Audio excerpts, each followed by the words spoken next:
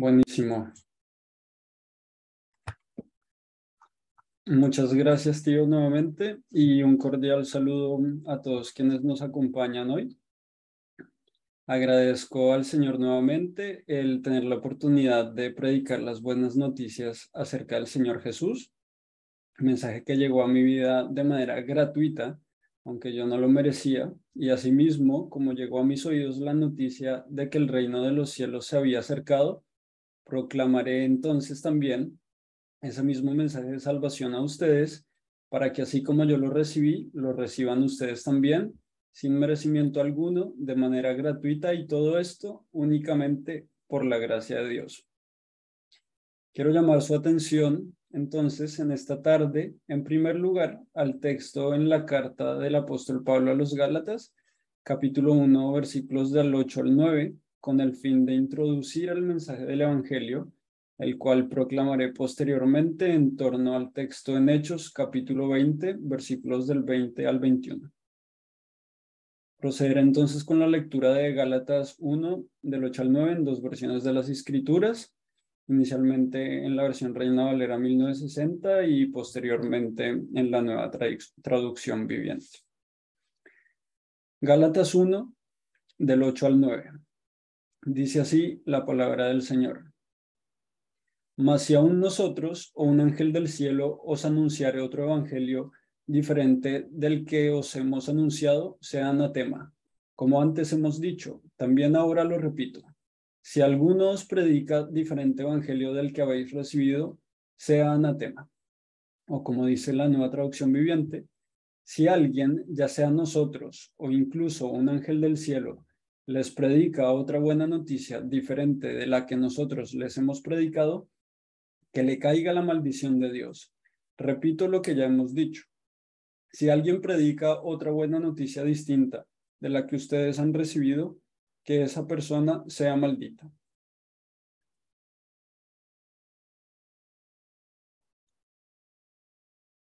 ¿Qué quiere decir este pasaje?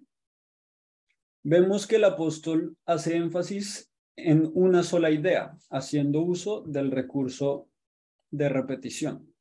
Dice entonces el apóstol que cualquiera que predique un mensaje distinto al que él mismo les había predicado sea maldito. Vemos esto en el versículo 8. Además, es tan tajante con esta convicción, que es en realidad una convicción divina, pues el apóstol escribió bajo la inspiración del Espíritu Santo, que llega incluso a incluirse entre aquellos sobre quienes ha de caer la maldición de Dios, en caso que su predicación modifique, reste o añada, algo al mensaje acerca del glorioso Señor Jesús.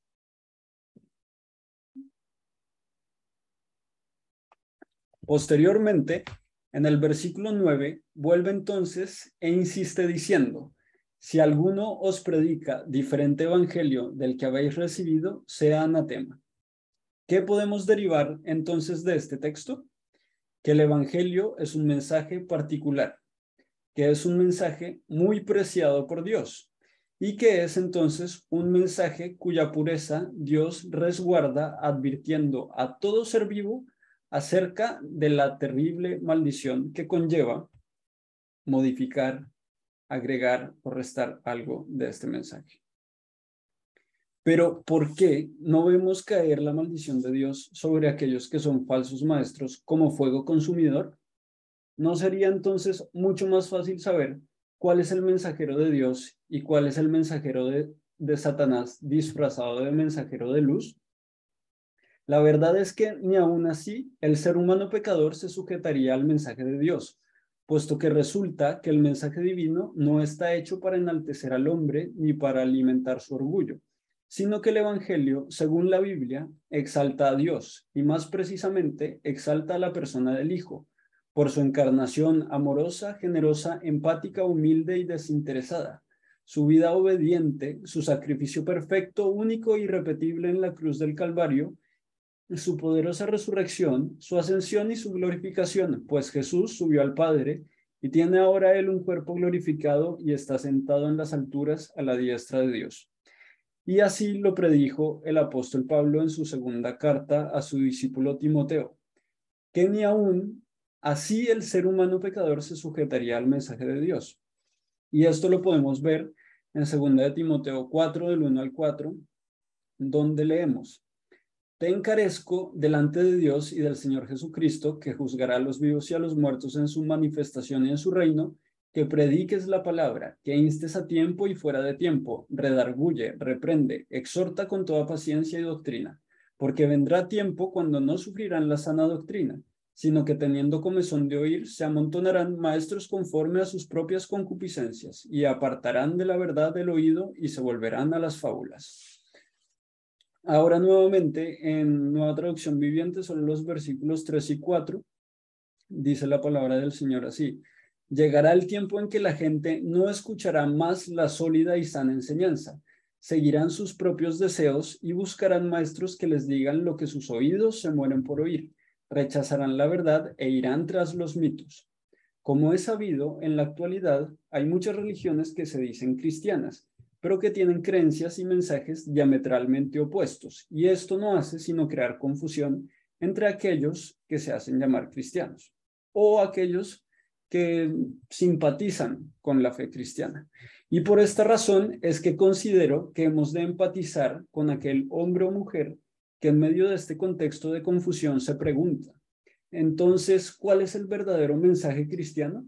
Y que luego, ante la noción de que probablemente existen tantas respuestas como religiones cristianas o tantas respuestas como denominaciones evangélicas, optan normalmente por conformarse con lo que saben y relacionarse con Dios a su manera. ¿O no es acaso esta una de las frases que se escucha con más frecuencia en nuestra sociedad? Yo creo en Dios a mi manera.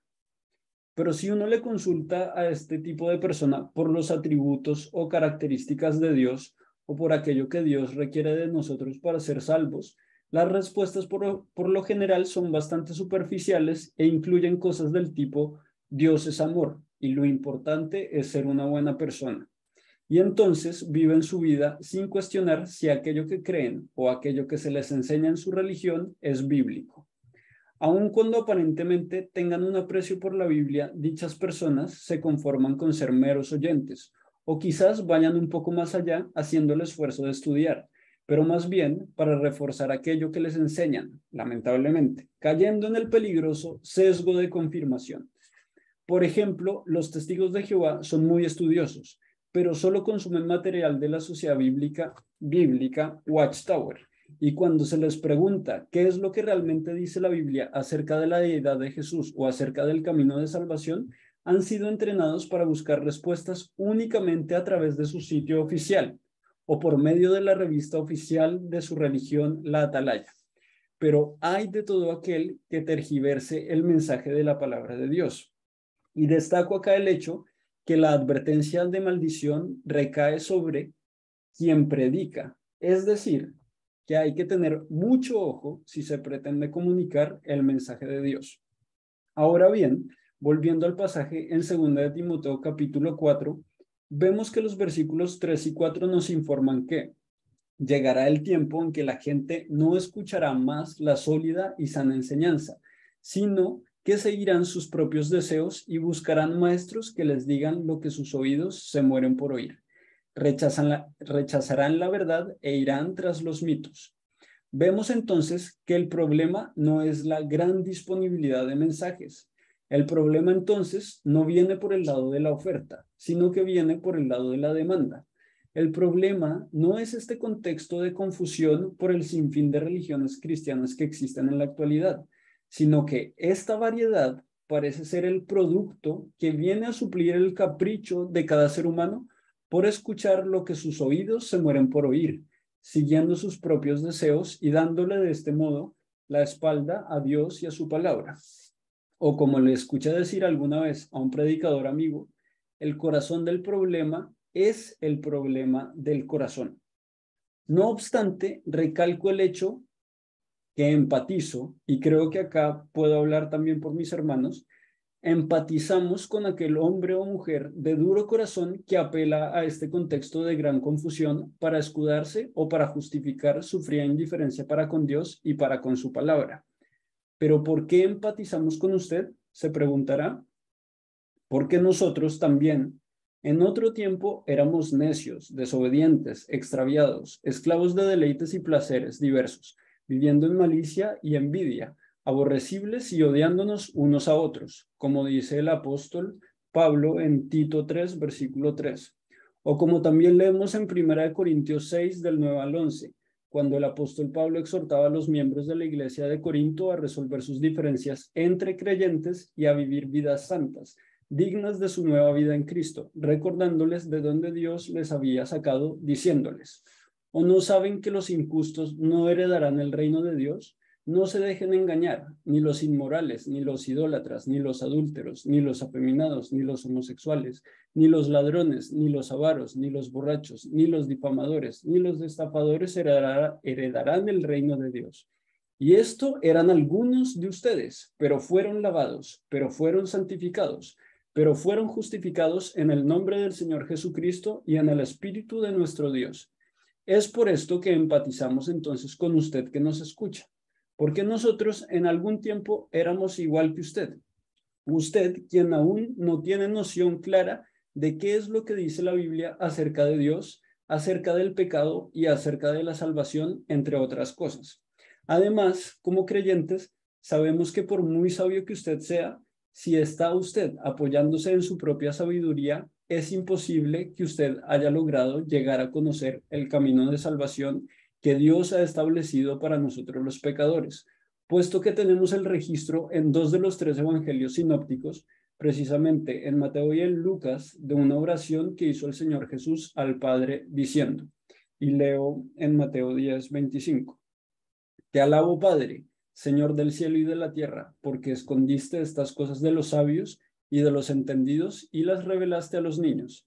Así que, antes de que lea el pasaje central de esta predicación en Hechos capítulo 20, le invito a que reconozca que por muy sabio que usted pueda ser a los ojos del mundo, esta sabiduría no tiene valor alguno delante de Dios, y pueda entonces usted escuchar el mensaje de salvación según está escrito en la Biblia, con la humildad y la atención de un niño, puesto que hay camino que al hombre le parece derecho, pero su fin es camino de muerte, como dice Proverbios 14:12, o como dice el Señor a través del profeta en Isaías 55:9. Como son más altos los cielos que la tierra, así son mis caminos más altos que vuestros caminos, y mis pensamientos más que vuestros pensamientos. Vamos entonces al pasaje en Hechos 20, del 20 al 21. Así dice la palabra de Dios. Y como nada que fuese útil, he rehuido de anunciaros y enseñaros públicamente y por las casas, testificando a judíos y a gentiles acerca del arrepentimiento para con Dios y de la fe en nuestro Señor Jesucristo. O nuevamente, como dice la Nueva Traducción Viviente, nunca me eché para atrás a la hora de decirles lo que necesitaban oír, ya fuera en público o en sus casas. He tenido un solo mensaje para los judíos y los griegos por igual: la necesidad de arrepentirse del pecado, de volver a Dios y de tener fe en nuestro Señor Jesús. La necesidad de arrepentirse del pecado, de volver a Dios y de tener fe en nuestro Señor Jesús. Es un mensaje tan sencillo que hasta un niño lo puede creer, entender y creer. Dios requiere de usted que se arrepienta de su pecado, que se vuelva a Él y deposite toda su fe y su confianza únicamente en nuestro Señor Jesús. Este es el camino de salvación, que se arrepienta de sus pecados y que ponga su fe en Jesús que murió en la cruz. Si usted se arrepiente y cree en Cristo como su Señor y su Salvador, entonces usted será salvo. Y esto es verdad para todo aquel que crea, por cuanto el Señor Jesús ha dicho en Lucas 24, al 46 al 47. Así está escrito, y así fue necesario que el Cristo padeciese y resucitase de los muertos al tercer día, y que se predicase en su nombre el arrepentimiento y el perdón de pecados en todas las naciones, comenzando de Jerusalén. Y también dijo, según está registrado en Juan 6:37, todo lo que el Padre me da vendrá a mí, y al que a mí viene no le echo fuera. Por otro lado, todos los falsos caminos de salvación enseñados por falsos maestros, tanto entre las religiones que se dicen cristianas como entre cualquier otra religión, tienen un punto en común. Siempre, en mayor o menor medida, el hombre o la mujer deben aportar con mérito, con buenas obras, sean obras de misericordia, de justicia o de introspección, para ganarse la salvación. Pero lo que dice la Biblia es que no hay nada que usted pueda hacer para merecer la salvación. ¿Por qué no? Bueno, en principio sí, porque dice la palabra del Señor en Romanos 10:5, donde el apóstol Pablo cita el Antiguo Testamento, Levítico 18:5, porque de la justicia que es por la ley de Moisés se escribe así: el hombre que haga estas cosas vivirá por ellas. Pero resulta que aunque usted en estricto rigor podría haber obtenido la salvación cumpliendo a cabalidad la ley de Dios, por decirlo de una manera coloquial, ese barco ya zarpó. Y si usted piensa que se debe a aquella vez que se inclinó ante alguna estatua para adorarla, o aquella vez en que tomó el nombre de Dios en vano, o cuando mintió, o aquella vez cuando robó, o aquella vez cuando fue lujurioso, o en resumen, aquella vez en la que usted no amó a Dios por sobre todas las cosas o al prójimo como usted mismo, pues se equivoca, porque resulta que en Adán todos morimos, como dice 1 Corintios 15:22. Pero así como en Adán todos mueren, también en Cristo todos serán vivificados. Entonces, para ser aún más explícito, desde el momento de nuestra concepción, si Dios no interviene con su poder en acción para salvar a los pecadores por medio de la predicación del Evangelio, todos y cada uno de nosotros hubiésemos ido todos a parar en el fuego del infierno, donde hay rechinar de dientes, donde la llama nunca se apaga y el gusano nunca muere.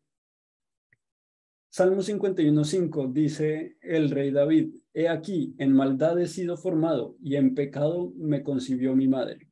Todos, por lo tanto, sin excepción, fuimos concebidos en pecado, como dice el salmista, el rey David, en este caso, como ya les mencioné, con la sola excepción del Señor Jesucristo, quien es Dios, la persona del Hijo que se encarnó y fue concebido por obra del Espíritu Santo y gracia para con todos los hombres, es decir, desde el mismo instante en el que fuimos concebidos, en el caso en el que la vida que Dios regaló llegase a la adultez, que en el caso de la cultura judía era a los 13 años de edad, todos y cada uno de nosotros fue concebido con la necesidad de un Salvador, o como diría el apóstol Pablo en Gálatas 2:21, si por la ley viniera la justicia, entonces en vano murió Cristo.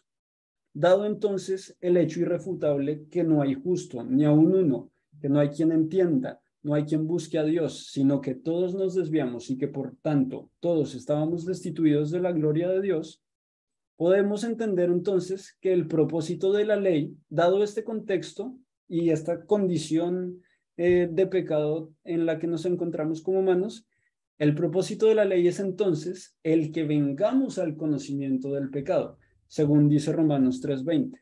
Por eso la necesidad de que usted se arrepienta de su pecado, pues si usted se compara con su vecino, quizás le sirva de analgésico, pero si se compara con el espejo, que es la palabra de Dios, entonces Dios le ayudará a ver, y ruego que así lo esté haciendo en esta hora, parte de la gravedad de su pecado, aunque sea solo la punta de aquel gran iceberg, y pueda entender usted su condición de perdición y la necesidad que tiene de lanzarse a los pies de Cristo, para que Él, quien juzga y quien justifica a los pecadores, le otorgue la misericordia de su corte.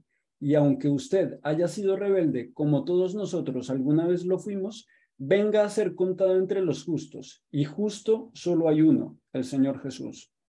Esto es lo que Dios requiere de usted, que se arrepienta de sus pecados y crea en Jesús, quien cargó su maldad sobre sus espaldas en la cruz y quien le ofrece hoy un glorioso intercambio del cual usted debe apropiarse. Debe reconocer que usted merece el castigo eterno que Cristo recibió en su lugar en la cruz y debe agradecer entonces a Dios, quien le ofrece revestirlo de la justicia de Cristo, para que usted se presente delante de Dios con vestiduras tan blancas como la nieve, como lo fue la vida de Cristo, quien nunca pecó, cumpliendo a cabalidad la ley de Dios, pues él dijo que no había venido para abolir la ley, sino para cumplirla. Considere usted entonces este glorioso mensaje y no vacile. Acérquese a Dios. Sí, en esta hora usted ha escuchado el llamado suyo y venga a Él con fe, poniendo toda su esperanza de salvación en la persona de Cristo y en la obra del Señor de la cruz. Y concluyo con las palabras de Jesús registradas en Juan 16:33. Yo les he dicho estas cosas para que en mí hayan paz. En este mundo afrontarán aflicciones, pero anímense. Yo he vencido al mundo. Muchas gracias por su tiempo y por su atención, y que Dios bendiga su palabra.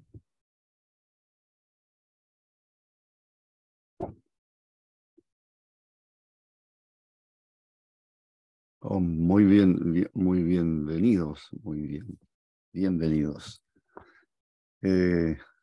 Como dijo nuestro hermano Andrés, por supuesto es un agrado predicar este mensaje que no es nuestro, un mensaje que jamás fue o nació en el corazón del ser humano. El mensaje es de Dios, es de parte de Dios, sí, para los seres humanos.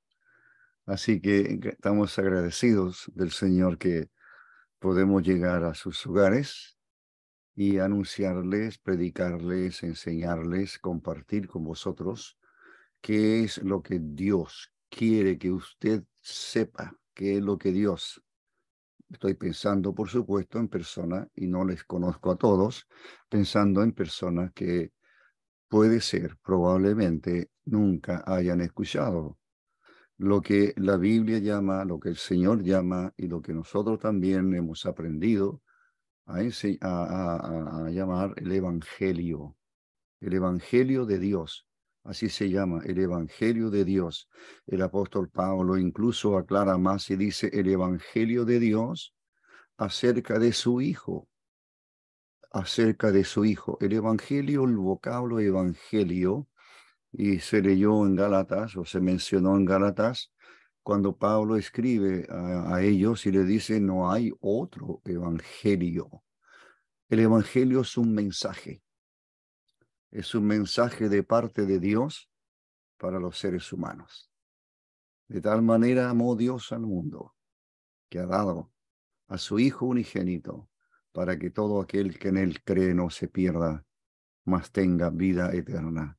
Tal vez sea el texto que de alguna forma aparece contenido el Evangelio glorioso, el amor de Dios hacia el ser humano, amor que no merecemos, gracia que no merecemos, misericordia que no merecemos, salvación que no merecemos. Resumiendo, no hay nada que merecemos. Jamás los méritos del ser humano han conquistado, por así decirlo, el favor de Dios. Jamás van a conquistar a Dios, el mérito humano. Todo es por gracia, por gracia. Pablo escribe a los Efesios, dice, por gracia sois salvos. Y esto no es de vosotros, no es producto de vosotros, no es producto de vuestras obras. Y aclara y sigue aclarando, no por obras, para que nadie se gloríe.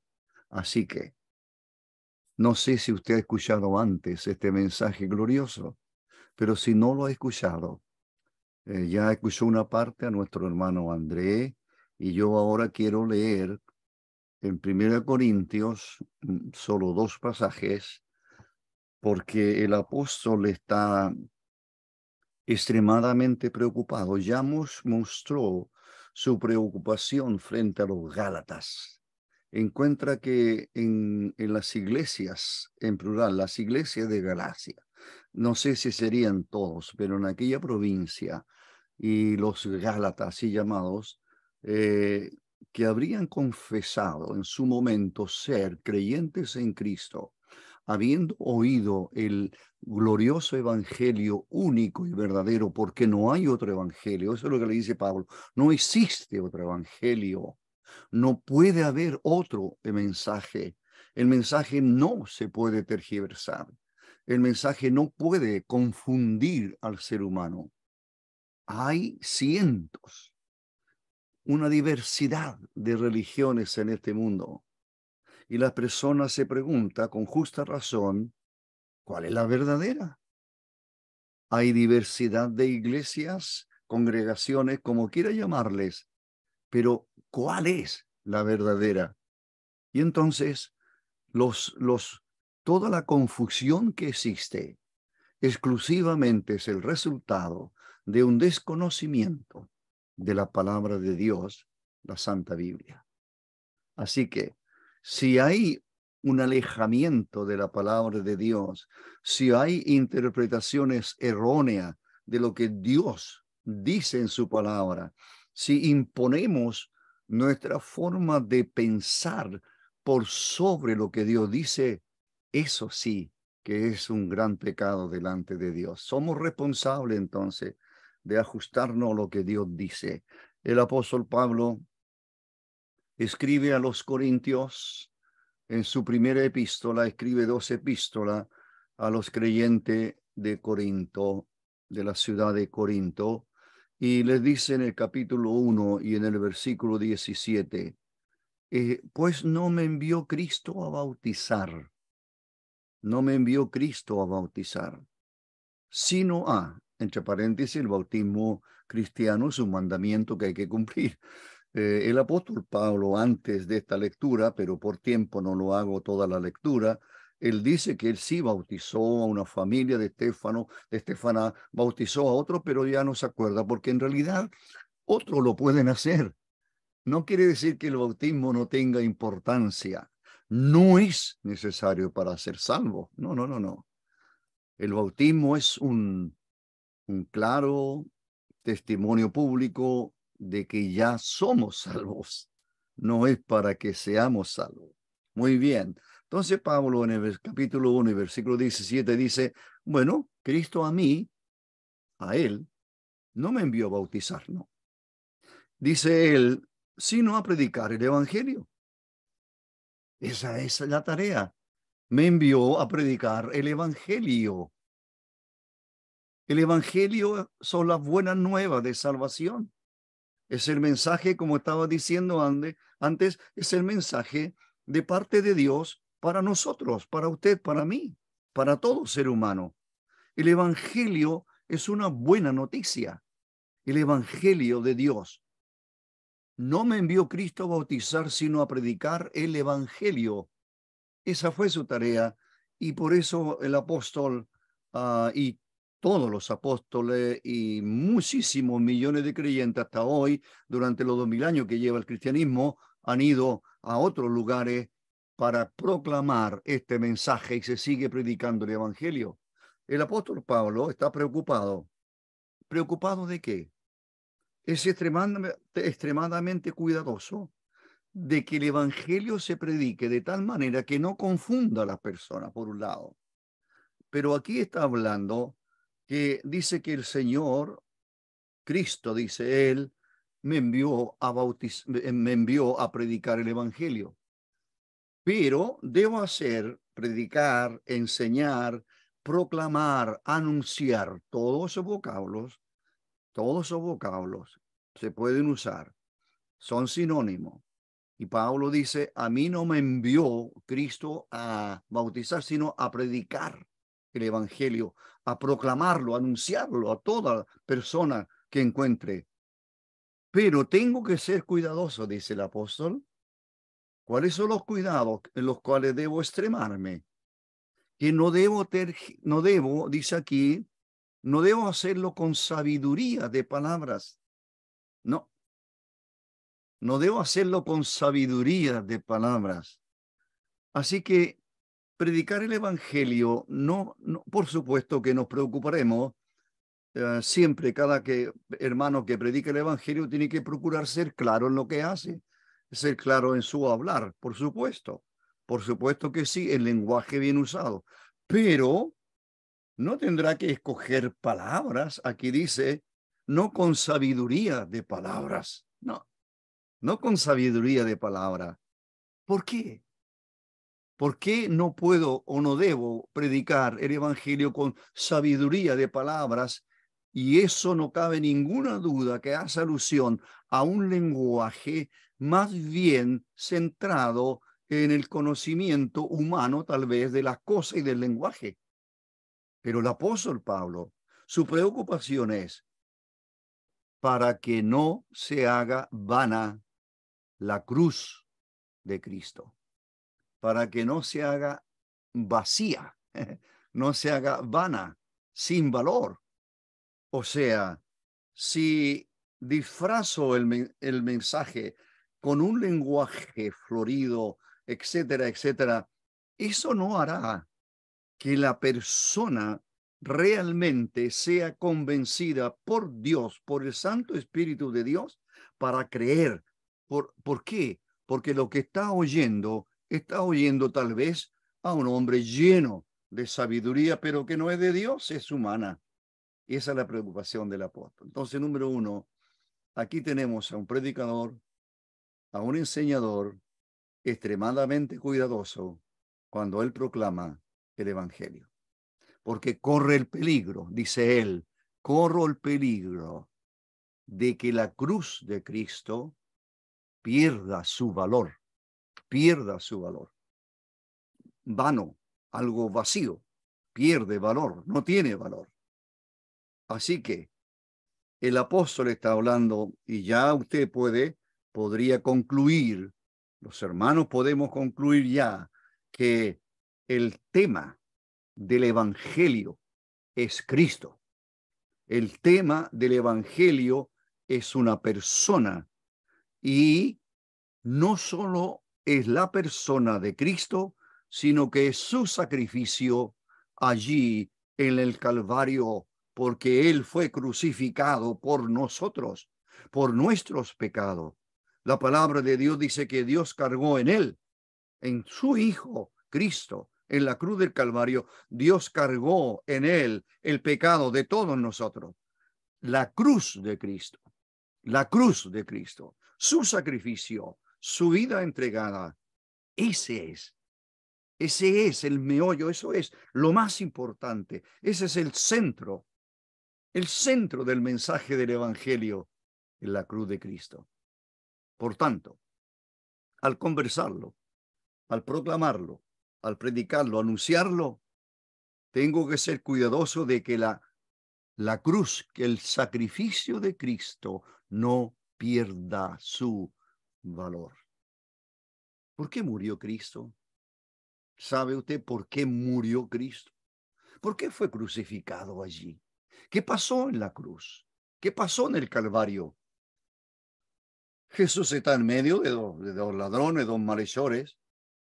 Ellos están pagando, como dijo uno de ellos, reconoce en Lucas, reconoce y dice, nosotros, le dice a su amigo de fechoría, su compañero, le dice, nosotros, tú y yo, en realidad estamos recibiendo lo que merecieron nuestros hechos. Pero refiriéndose a Jesús que está en medio y que ha guardado silencio, él ningún mal hizo. ¿Por qué está ahí? Si no hizo nada malo. Fue acusado injustamente de muchas cosas, pero no hizo nada malo. ¿Por qué está allí en la cruz? ¿Y por qué crucificado? ¿Sabe usted que la muerte de la sentencia o las condenaciones de Israel era para dar muerte a algún malhechor, era la lapidación? Es decir, la persona, el malhechor, moría a pedradas. Lapidación. Jamás la crucifixión fue una ejecución de Israel. Por eso que Israel le dice a Pilato, a nosotros no nos está permitido dar muerte a nadie. Y le piden a Pilato que lo mate. ¿Y qué hace Pilato? Bueno, lo hace como lo hacían los romanos, crucificado. Pero eso estaba.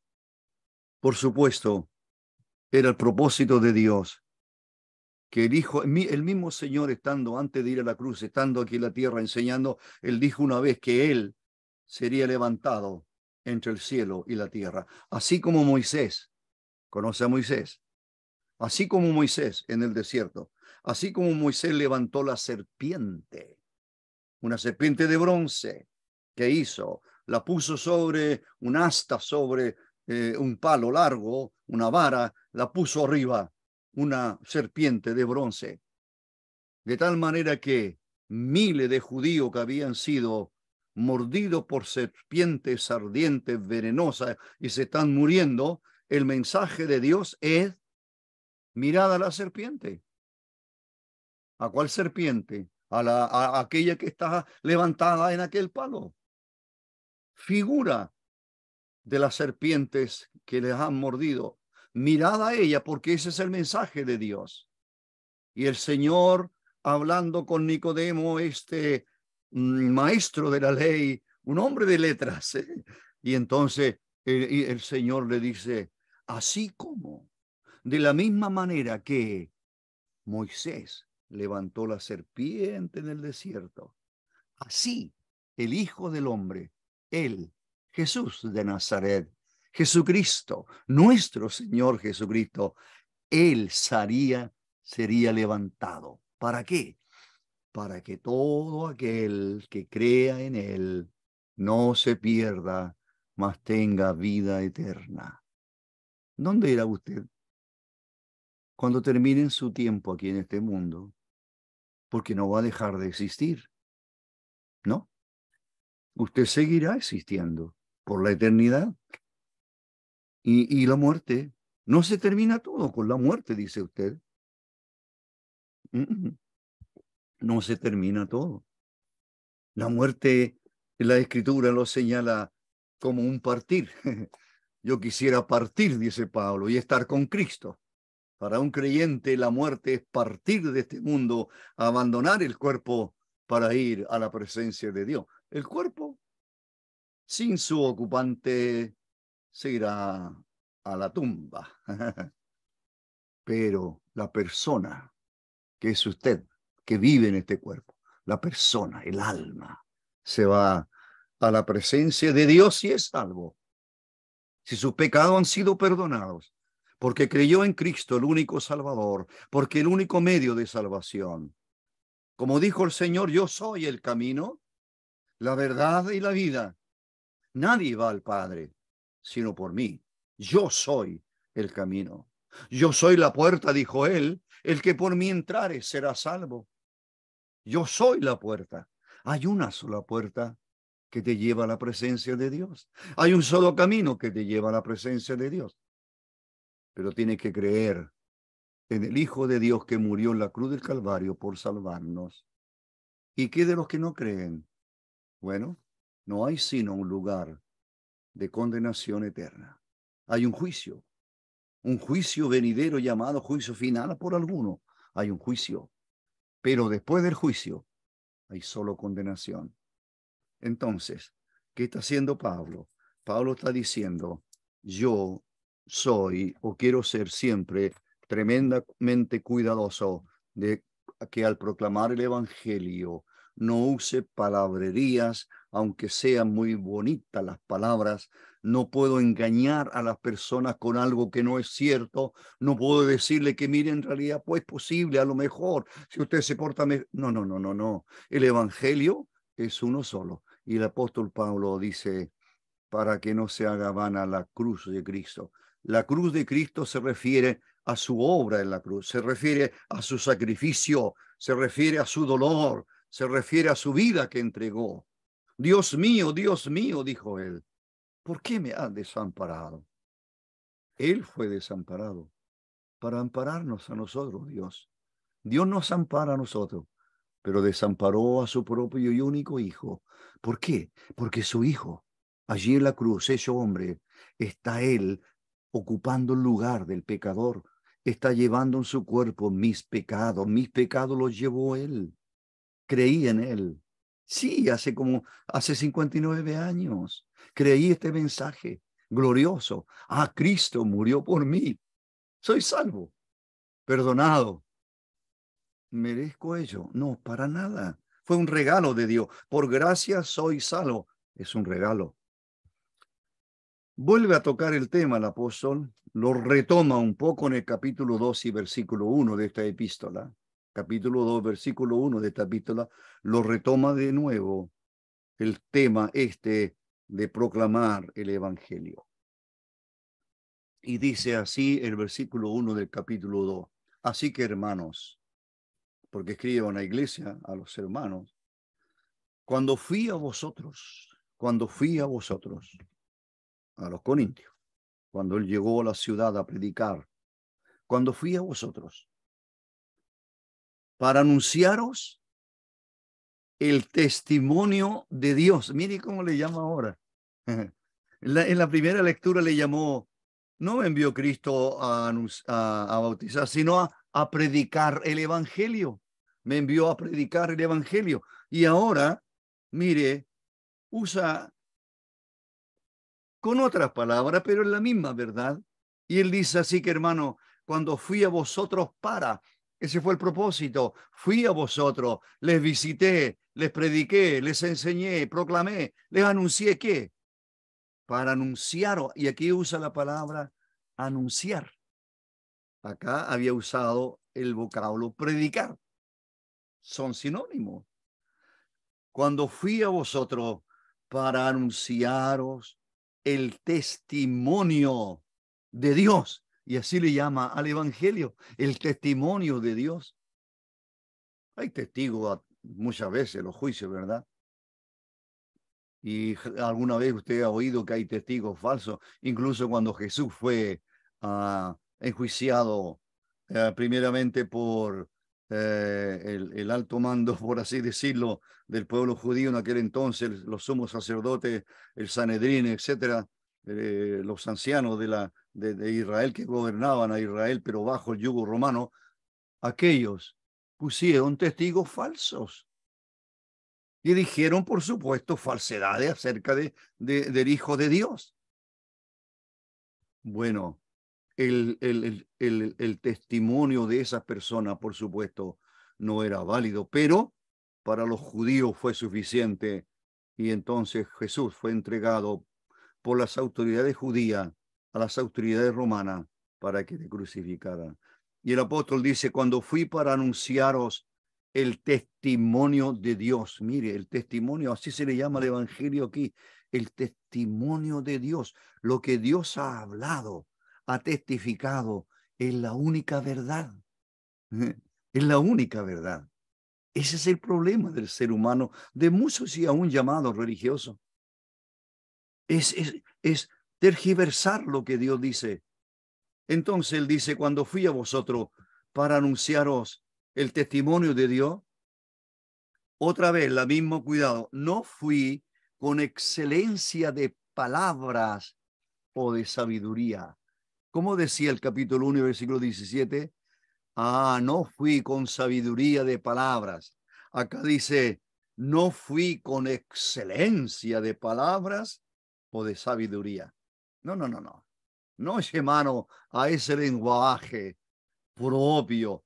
Él está hablando a los Corintios de la Grecia antigua, muy cerca de Atenas.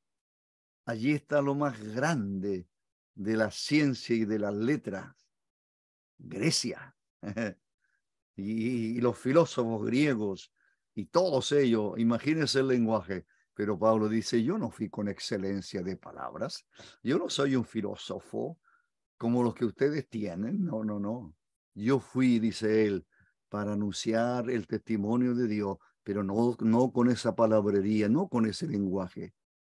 La sencillez es necesaria para proclamar el mensaje que es de Dios, que no es nuestro. Y entonces dice el versículo 2, pues me propuse no saber entre vosotros cosa alguna. No quise saber nada, sino una sola cosa. ¿Qué es? Jesucristo. Jesucristo. Ese es mi tema, dice Pablo. Es mi vida. Cristo es mi vida. Hablando de él, dice a uno de las iglesias en una de las cartas, dice que habla de Cristo, dice, el que me amó y se entregó a sí mismo por mí. mi Señor, mi Salvador, Jesucristo. Y él dice, cuando fui a vosotros, bueno, me propuse no saber entre vosotros cosa alguna. No, no, no, no. No quiero otros temas, no, no. No, no, no confundamos. Yo traigo un solo mensaje que es el testimonio de Dios. Es lo que Dios ha testificado. Eso es lo que proclamo. Y eso significa hablar solamente de una persona y del sacrificio de esa persona. Eso es el Evangelio. Eso es el testimonio de Dios. Ese es el Evangelio de Cristo. ¿Cuál es el contenido? Una persona, una sola persona. No existe otro. En ningún otro hay salvación, dice el apóstol. En su segundo mensaje allí en Jerusalén, ha sido apresado por la autoridad de judía y el apóstol Pablo con el apóstol Juan.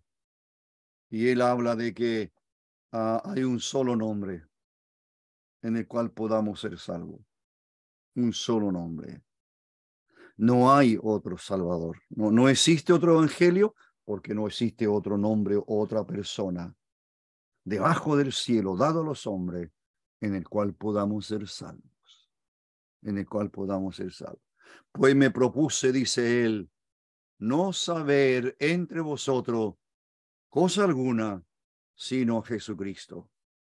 El mensaje de salvación tiene que ver con una persona. No tiene que ver con religiones, con iglesias, etcétera, etcétera, con credo. No tiene que ver con eso. No, el mensaje tiene que ver con una persona. Por eso él dijo, predicamos a Cristo y a este crucificado. Dice aquí en el versículo 2, ¿verdad? Sino, predicamos, no quise saber entre vosotros cosa alguna, excepto lo único que me interesa que ustedes sepan, tengan en claro y crean de todo corazón en Jesucristo y este crucificado. Ese es el mensaje de salvación. Ese es el evangelio. Ese es el testimonio de Dios. Tiene que ver con la persona de su Hijo. Mire, que se hizo hombre siendo Dios eterno, pero quiso Dios en su propósito que su Hijo fuera Él el responsable de salvarnos a nosotros, y para ello tiene que morir en vez del pecador. Nuestros pecados, dice el apóstol Pablo, el apóstol Pedro en su primera epístola dice, él mismo, Cristo, él mismo llevó en su cuerpo el pecado de todos nosotros, él mismo. Y aquí dice que el Pablo dice que mi preocupación, cuando estuve con ustedes, mi preocupación me propuse no saber entre vosotros cosa alguna. No quiero saber ninguna otra cosa, sino mi mensaje se centra exclusivamente en la persona de Cristo y en su sacrificio allí en la cruz.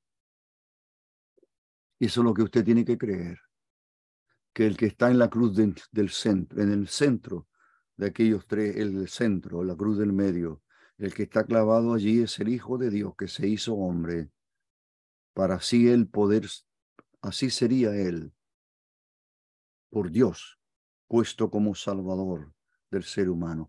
Él pagó el precio de nuestro rescate, la redención. Él pagó el precio. ¿Cuál fue el precio? Su vida, su vida. La sangre de Jesucristo, su Hijo, la vida entregada por Él, nos limpia de todo pecado. Termina el versículo 2, el versículo 3 dice, y estuve entre vosotros, entre los corintios, con debilidad y mucho temor y temblor. Pablo, con mucha debilidad, temor y temblor. Qué extraño, dirá usted. Pero ¿a qué se debe este temor o esta debilidad? ¿A qué se debe este temor, temblor, debilidad? ¿A qué se debe esto en su persona? ¿Por qué se siente así? ¿Por qué está así él? Y lo dice, versículo 4. Y ni mi palabra, ni mi predicación fue con palabras persuasivas de humana sabiduría, sino con demostración del Espíritu y de poder. No quiero que se convenzan por lo que yo diga, que mi anhelo, y por eso soy débil, pero delante de Dios, Él es el fuerte, su Espíritu de Dios que opere en vosotros. ¿Para qué? Para que vuestra fe, dice el versículo 5, para que vuestra fe, la fe que salva, esté depositada, dice, esté fundada. No esté fundada en la sabiduría de los hombres, sino en el poder de Dios. ¿Dónde está vuestra fe? ¿Vosotros tenéis fe? ¿En qué? Hay personas que alguna vez usted ha escuchado, o yo lo escuché más de alguna vez, yo tengo una fe muy grande. Jamás se habla de fe grande, no, se habla, la fe no salva. No, no, no, no. Salva al pecador aquella persona en quien hemos depositado toda nuestra confianza. Y ese es Jesucristo, el Hijo de Dios, el que me amó y se entregó a sí mismo por mí. Así que tenga usted fe, pequeña o grande. Lo importante es, ¿dónde está vuestra fe? ¿Qué es lo que habéis creído? Dios dice en su palabra, cree. Eso es lo que le dijo Pablo y Silas a un soldado romano en la cárcel. Le dijo, cree. El hombre dijo, ¿qué debo hacer para ser salvo? ¿Qué debo hacer? Y la respuesta fue, pero instantánea, cree en el Señor Jesucristo y serás salvo. Cree en Él. Él es el que salva, Él es el que murió. Creemos en un Salvador que murió, Jesucristo, el Hijo eterno de Dios, que murió, que fue sepultado, que resucitó al tercer día, que ascendió al cielo, se sentó a la diestra del Padre en el cielo. Allí está ahora. Vendrá a las nubes, dice su palabra, a buscar a todos los que han creído en Él. Viene por mí, viene por todos los creyentes. ¿Cuál es nuestro anhelo, nuestra oración de todo corazón por todos aquellos que aún están lejos de Dios? ¿Cuál es? Que usted cree en el Señor Jesucristo, será salvo. En el capítulo 1 no leí, pero en el versículo 18 dice, porque la palabra de la cruz, mire, ese es el mensaje de salvación, porque la palabra de la cruz es locura a los que se pierden, dice el versículo 18. Es locura a los que se pierden. Sí, hay muchas personas que dicen, no, no, no, no. Bueno, a Pablo le dijeron, no, estás loco, Pablo. Un rey le dijo eso. Estás loco, Pablo, las muchas letras te vuelven loco. Y aquí dice el apóstol, para los que no creen, la palabra de la cruz es locura. A los que se pierden, que han menospreciado la palabra de Dios, la despreciaron porque cuando oyeron el mensaje, no, dijeron, no, esto no puede ser posible. No, es locura. No puedo aceptar aquello que no entiendo. Pero, dice el apóstol, a los que se salvan, a los creyentes, a los que hemos creído en Él, a nosotros, dice Pablo, es poder de Dios, es poder de Dios. Entonces, mire, usted tiene dos opciones. O no cree la palabra, pero entonces se perderá por la eternidad. O si la cree, entonces es salvo. Los que se salvan. Fíjese que el versículo 18 habla solo de dos grupos de personas. Los que se pierden y los que se salvan. Los que se pierden y los que se salvan. No hay más. No hay término medio. No existe algo como purgatorio o algo así. No. Solo hay dos clases de personas delante de Dios.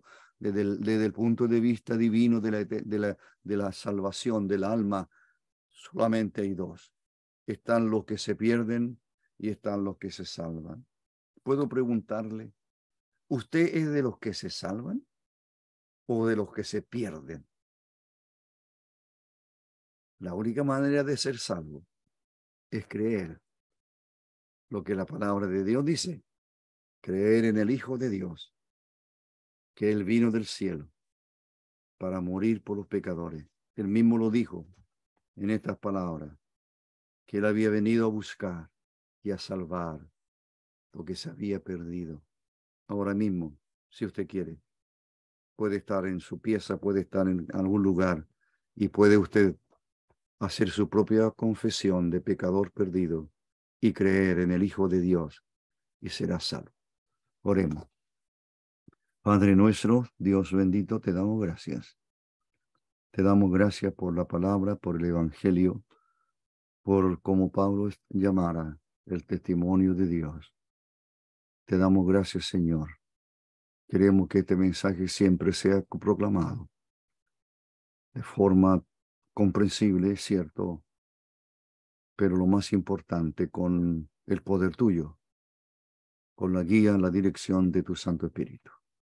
Rogamos que bendiga a aquellas personas que han oído y que a lo mejor están lejos de ti, para que se conviertan al Señor. Te damos gracias a nuestro Padre en el nombre del Señor Jesucristo. Amén.